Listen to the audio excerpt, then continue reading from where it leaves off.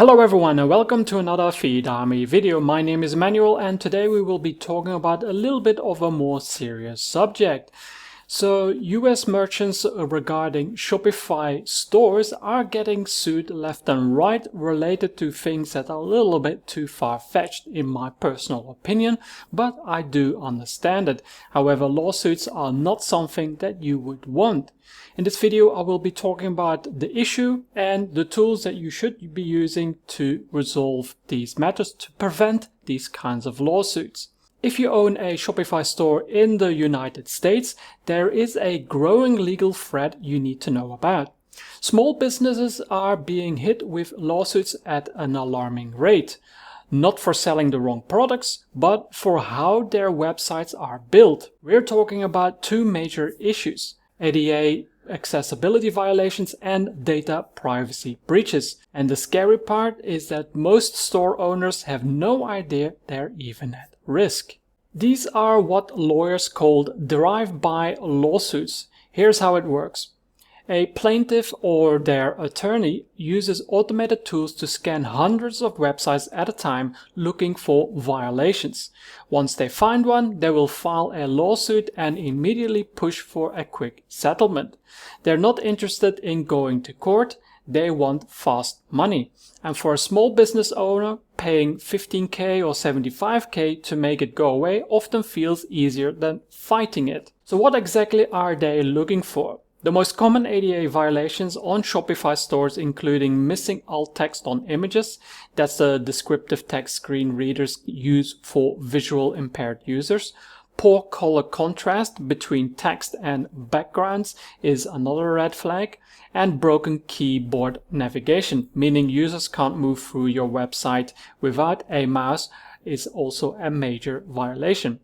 These might seem like small oversights, but legally they can be very costly. On the privacy side, the issue is with tracking pixels. Specifically from platforms like TikTok and Meta, many Shopify stores have these pixels installed to run ads and track conversions. The problem is when those pixels load before a visitor was given their consent. Under California's privacy law, that's illegal. If your store sells to California residents and your pixel fires before the cookie consent banner is accepted, you could be looking at a serious lawsuit. Now let's talk about numbers.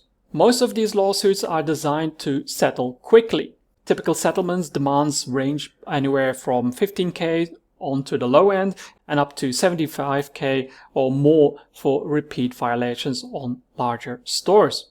And that doesn't include legal fees on your end. For a small business, that kind of hit can be devastating. The good news is these violations are preventable and fixing them is far cheaper than settling a lawsuit. So now that you understand the risk, let's talk about what you actually do to protect yourself. The first thing is to audit your store for compliance. Use free tools like the Wave browser extension to scan your site and identify accessibility issues before a plaintiff attorney does. So let's have a look at Wave. Wave you can install from the Chrome web browser, and I will share the link in the description. You just install it into the browser and then you use it. This is one of my just testing websites, and as you can see there are quite a lot of issues. Now this is all a big mess and it's very hard to understand what you need to do. But you can see that there are 10 errors and then some minor issues. So let's just go and do the first thing. So the first thing that I recommend that you do is just start unchecking the lesser important issues. So let's uncheck this. We want to uncheck the structure elements, the features, alerts, contrast issues, and let's focus first on the errors. So now we can see that we have just the 10 errors, which allows you to focus on these first. So what you do is just scroll through your website and look for these area issues or these tags and the empty button, for example. So what we do is just click on it and then you can see what it means. So then you can click on reference and then you can start reading and understanding what the issues are and also look at where the code is highlighted. Now, if this is all too much for you, then I recommend that you hire a Shopify expert to help resolve these issues for you. And then you can self-check, of course, using the Wave tool after that has been done. Secondly, what you want to do is review how your tracking pixels are loading. Make sure your cookie consent banner appears before any scripts from TikTok, Facebook, or other platforms fire. Your Shopify developer or app settings can help you control the loader order. I like to use Analytics Debugger. So this is an updated video regarding the cookie consent because I kind of made a mistake because Bitdefender was enabled on my browser, not allowing me to see the cookies properly because it's all blocked. So that it causes your issues. So make sure when you do testing for cookie consent, make sure that you allow the browser to view the cookies and that you don't have any extensions blocking them. Because Hannah rightly said that Google Tag Manager should be loading, but then with consent mode set to denied. So I want to show you an updated video how you should be able to see it, not the one that I created yesterday, which was partially working. So as the videos should be correct, I want to re-record this section of the video. So thank you, Hannah, for mentioning this, because this is a lovely community, all helping each other being correct. That's why I love LinkedIn. It's a great platform with lots of great experts on the platform. So we're still using the Analytics Debugger, so enable this. Then make sure that you disable, of course, your cookie consent blocker if you have anything. And then we want to click on Start Debugging. So you can view the Analytics Debugger when you click on F12, which is the console part, and then we can go there. So what we will see is that consent mode, when we go through our tag, we will want to look down the consent mode. So what we want to see is that the last consent mode, because normally you will have a few when it loads and when it updates, we will see that it's all set to denied, and that is what we want. Now when we change our cookie consent to allow it, and we reload the page. Now look for the last update. Now we can see it is granted. So that is what we want to see. We want to see that it's only granted when the cookie is accepted. And you will not see all of this information if you have a cookie blocker. So let's just enable it so you can see what I mean. So when we reload this and we enable our Bitdefender, we reload the page. Now this is what I was seeing yesterday, that it doesn't load anything.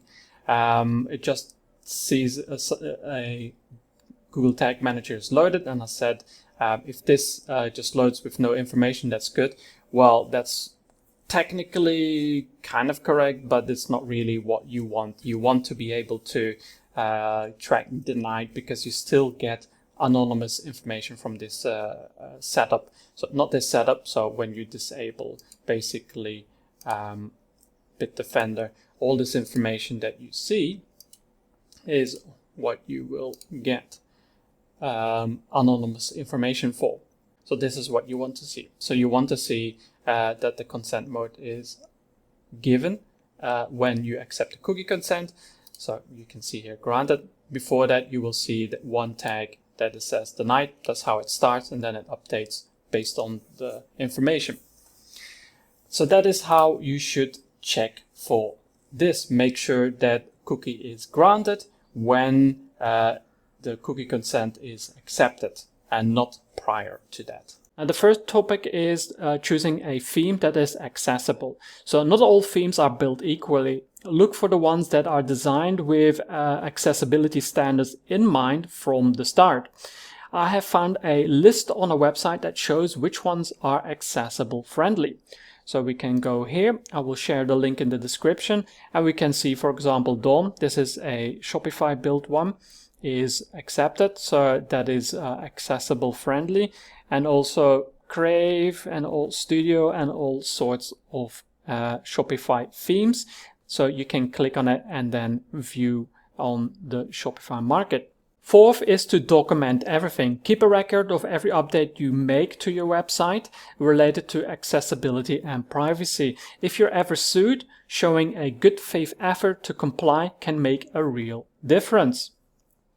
Lastly, if you are served with a lawsuit, don't panic. Consult a lawyer immediately. According to discussions in the Shopify community, some cases have been dismissed after store owners updated their website and demonstrated compliance. The bottom line is this: protecting your store doesn't have to be expensive or complicated. A little proactive effort today and save yourself tens of thousands of dollars tomorrow. If you have any questions, feel free to reach out, but this video should be helpful in allowing you to point you in the right directions in what to do and be proactive. Don't leave it till the last minute, because you don't want to be in that situation. So that's it for this video. I hope it has been helpful in pushing you in the right direction to be proactive in resolving this issue before you ever get a lawsuit. If you have any questions, feel free to reach out. I specialize in Google Shopping and Merchant Center, Google Ads. That is my expertise. And because this is actually related to my merchants and my clients, I want to create this video to highlight the issue with merchants and be proactive. Thank you for watching, and I'll see you in the next one.